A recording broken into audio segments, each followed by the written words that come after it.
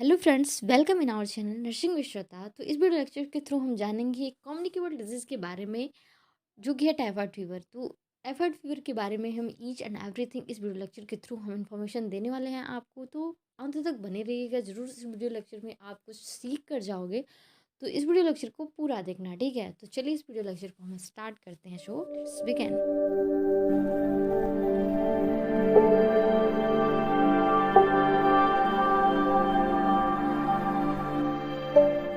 Typhoid fever को हम index of general sanitation and step ladder fever के नाम से भी जानते हैं। टाइफाइड फीवर को कॉज करने वाला जो बैक्टीरिया है वो साल्मोनेला टाइफी है, जो कि हमारे इंटेस्टाइन को अफेक्ट करती है। इसलिए इस डिजीज को हम एंट्री फीवर के नाम से भी जानते हैं, जो कि एक ग्राम नेगेटिव बैक्टीरिया है। और इस डिजीज के मोड ऑफ ट्रांसमिशन की बात करें तो फीको ओरल रूट से होता है, एंड इसके अलावा यूरिन ओरल रूट से भी होता है। एंड अगर इसकी इंक्यूबेशन पीरियड की बात करें तो 10 से 14 दिन का होता है। एंड अगर हम टाइफाइड फीवर के पैथोफिजियोलॉजी की बात करें तो जो साल्मोनेला टाइफी बैक्टीरिया है, ये हमारे फूड या वाटर से होते हुए ओरल रूट से होते हुए रीच करता है इनटू द इंटेस्टाइन। और इंटेस्टाइन में पहुंचने के बाद एक प्रोड्यूस करता है इंट्रोटॉक्सिन नामक एक सबस्टांस को, ठीक है। जो कि ये जो इंट्रोटॉक्सिन है वो इंटेस्टाइन में पहुंच करके वहाँ इंटेस्टाइनल इरिटेशन कॉज करेंगे। जब इंटेस्टाइनल इरिटेशन होगा तो पेरिस्टाल्टिक मूवमेंट बढ़ जाएगा और वहाँ पे डायरिया होगा। और यह जो डायरिया होगा वो पी सूप डायरिया होता है, ठीक है। नेक्स्ट चीज़ ये है कि ये इंटेस्टाइन में पहुँच करके पेयर पैचेस का फॉर्मेशन कर देती हैं, और यह बैक्टीरिया हमारे ब्लड में एंटर करेगा एंड कॉजेज अ सेप्सिस, और that result the enteric fever. और ये जो बैक्टीरिया ब्लड से होते हुए जब स्किन में पहुंचेगा तो वहाँ पे रोज स्पॉट देखने को भी मिलता है। नेक्स्ट चीज़ें हम बात करेंगे sign and symptom of typhoid fever की। टाइफाइड फीवर हुए किस तरीके के लक्षण दिखाई देंगे। तो first week, second week, third week and fourth week, ये अलग अलग इस तरीके के कुछ सिम्टम्स जो होते हैं अपीयर होते हैं। फर्स्ट वीक में अगर बात करें तो step ladder fever, pea soup diarrhoea, anorexia, vomiting, weakness and Widal test. Most important चीज़ ये है कि विडाल टेस्ट जो होगा वो नेगेटिव होगा, ठीक है। सेकेंड वीक में फीवर रहेगा, डायरिया भी रहेगी, एंड फॉगिट साइन एक देखने को मिलता है, एंड डाइकोटिक पल्स, ठीक है। एंड इसके अलावा फीवर विद ब्रेडिकार्डिया। ब्रेडिकार्डिया मतलब ये एक ऐसा फीवर है जिसमें हर एक फीवर में फीवर के साथ टैकीकार्डिया रहता है, लेकिन इस फीवर में ब्रेडिकार्डिया रहता है, क्योंकि because of the activation of the parasympathetic nervous system and the vagus nerve stimulate हो जाता है, ठीक है। नेक्स्ट चीज़ इसके अलावा हो सकता है स्किन इलास्टिसिटी क्या होगी, डिक्रीज हो जाएगी।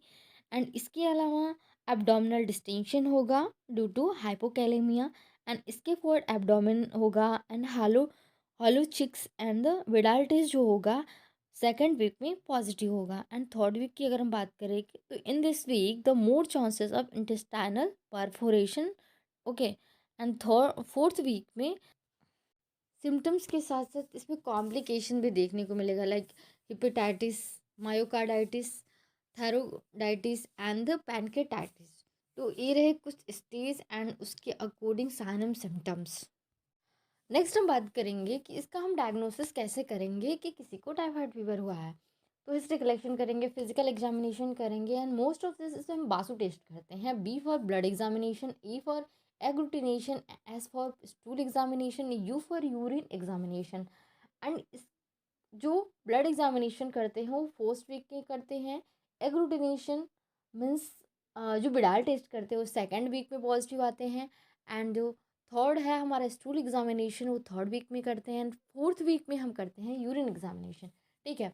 कॉन्फर्मेटिव जो diagnosis of the typhoid fever वो है विडाल टेस्ट, ठीक है। तो उसमें हम दो चीज़ें चेक करते हैं, टीओ टाइटर एंड टीएस टाइटर, ठीक है।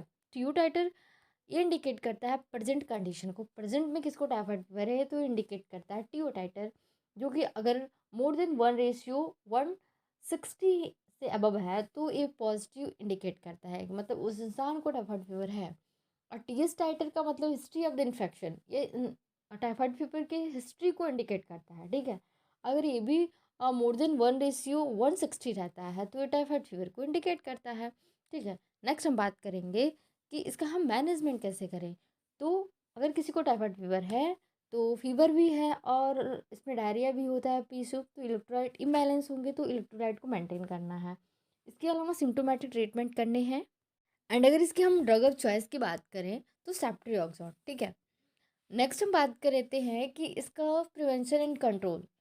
तो हाइजीन को मेंटेन करके रखना है, safe water and sanitation, maintain the environmental cleaning and provide proper ventilation. And इसमें वैक्सीनेशन भी देते हैं। तो वैक्सीनेशन जो होते हैं वो दो तरीके के होते हैं। पहला, टाइफाइड फीवर एक लाइव होता है, एक होता है किल्ड।